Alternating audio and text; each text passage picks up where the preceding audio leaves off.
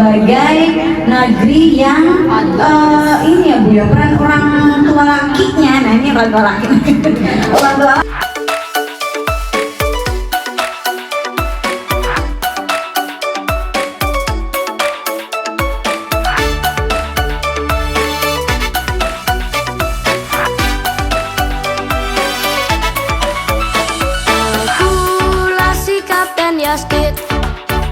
pahlawan kecil sehat dan ceria.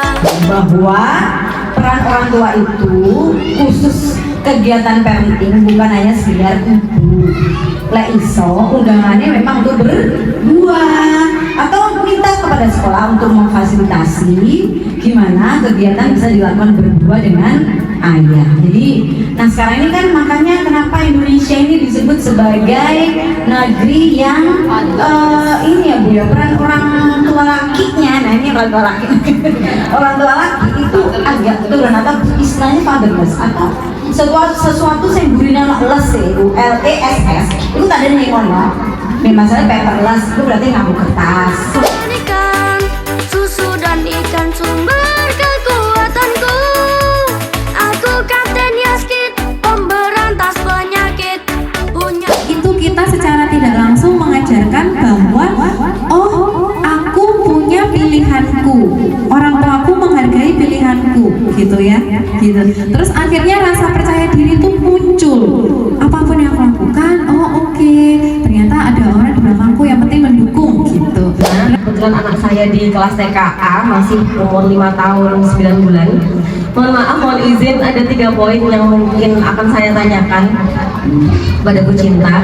Ngomong gratis kata Mbak Mami tadi ya. Yang pertama, saya pernah sedikit melihat di sebuah postingan Instagram tentang parenting bahwasanya anak usia 0-5 tahun itu jangan terlalu sering diberikan arahan. Tapi karena dia itu masih kosong, seperti ibaratnya kata Mbak Mami tadi ada sebuah flash disk yang harus kita isi, maka gimana caranya kita juga mengisi ruang kosong itu. Jadi gimana kita tidak selalu memberikan arahan saja atau pilihan, tapi kita juga memberikan arahan yang pasti kepada anak tersebut. Itu poin yang pertama. Yang kedua, ini mungkin menjadi salah satu dilema saya sebagai ibu pekerja, kebetulan ibu pekerja. Yang pertama, terkadang anak saya itu merasa takut kepada saya. Kadang saya berpikir apakah ini karena kebingungan. Pertama, parenting saya bersama neneknya ketika saya bekerja otomatis berbeda.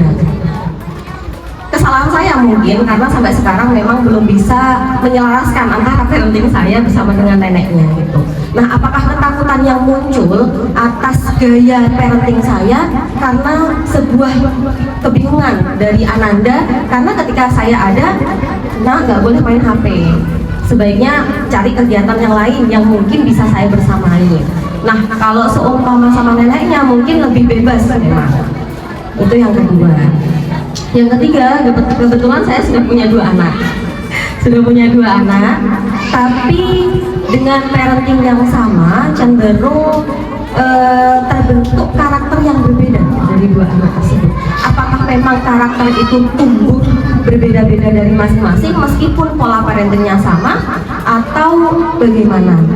Penjelasannya cukup. Terima kasih. Assalamualaikum. Di medsos gitu guys tentang arahan gitu. Nah, Bapak Ibu di sini saya disclaimer dulu ya. Mungkin disclaimer itu apa Mas?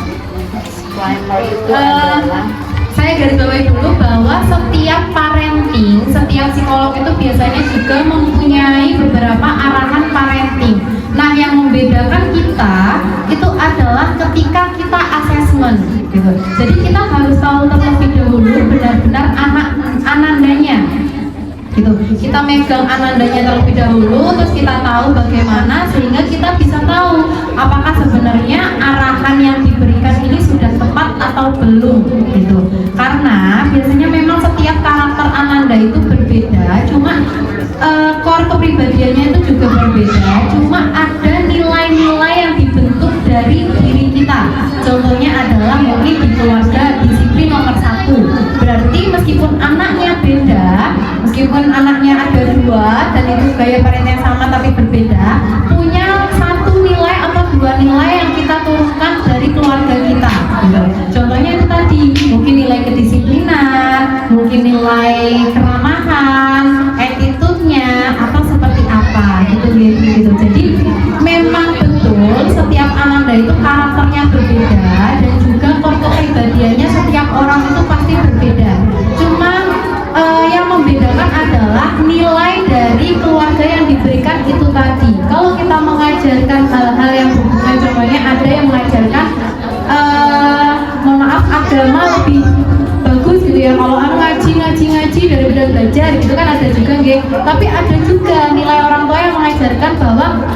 baik dulu. Yang penting kamu baik dulu ke orang lain, gitu ya. Seperti itu. Jadi kita harus tahu terlebih dahulu bahwa apa nih nilai di keluarga kita yang mau kita turunkan kepada ananda kita, gitu. Dan mana nih yang kira-kira mau kita putuskan tali ketidakbaikan di keluarga-keluarga kita, gitu, gitu. Terus apalagi ya tadi namanya? Kan ada dualisme antara orang tua gitu sih. Dualisme sama dari nenek. Nah, biasanya gini.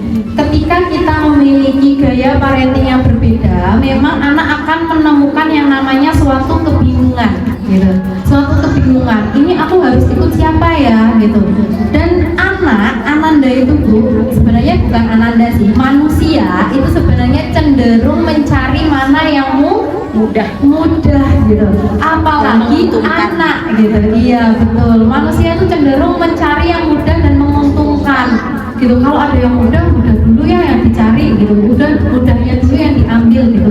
Nah, hal tersebut bisa menjadi suatu kebingungan, tapi ananda sudah bisa merasakannya. Oh, kalau aku sama nenek mah bebas, ngomong anak aja boleh ini gitu. Nah, memang yang perlu kita sadarkan terlebih dulu adalah komunikasi kita dengan orang tua kita. Atau mungkin kalau ada rezeki berlebih, kita taruh di daycare gitu. Di Banyuwangi sudah ada ya namanya.